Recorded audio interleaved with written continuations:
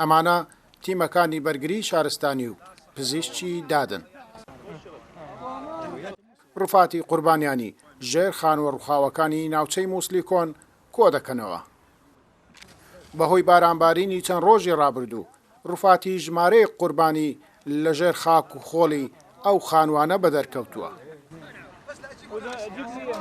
ئەو ڕوفاتانە تاوەکو پشکنینی دیێنەیان بۆ نەکرێت ناناسرێنەوە، بەڵام هەر کاتێک تیمەکان دەست دەکەن بە دەرێنانی ڕوفاتی قوربانیانی ژێر خانوە ڕووخاوەکان کە سوکاری قوربانیەکانیش دێنە شوێنی ڕووداوەکە و هەندێک جاریش هاوکاری تیمەکان دەکەن.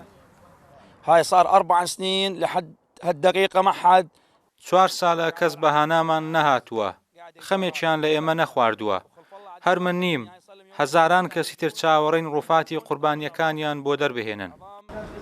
بەڕێوەبەری بەرگری شارستانی نینەوە دەڵێت لە دوای ئازادکردنەوەی مووسڵ تا ئێستا تیمەکانیان ڕوفاتی 2200 قوربانیان لە ژێر خانوە ڕووخاوەکانی ناوچەی مووسڵی کۆن دەرهێناوە.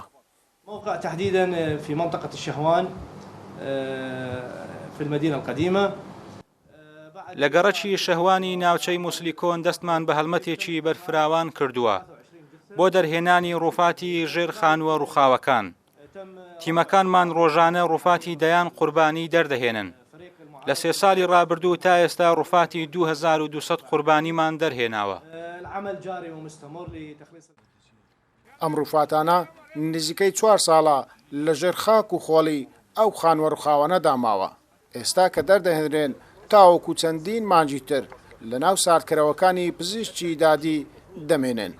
تاوەکو پشکنینی دیێنێنیان بۆ دەکرێت ئەنجا ڕادەستی کە سوکارەکانیان دەکرێتەوە.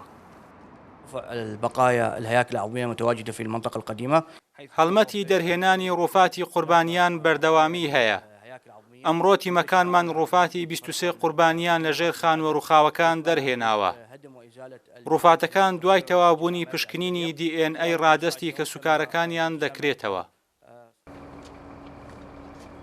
لە جەنجی ئازادکردنەوەی مووسڵ تا ئێستا زیاتر لە 2400 هاوڵاتی ئەم شارە بێسەر و شوێنن. گەیلان بۆتانی کورسات نیوز مووسڵ.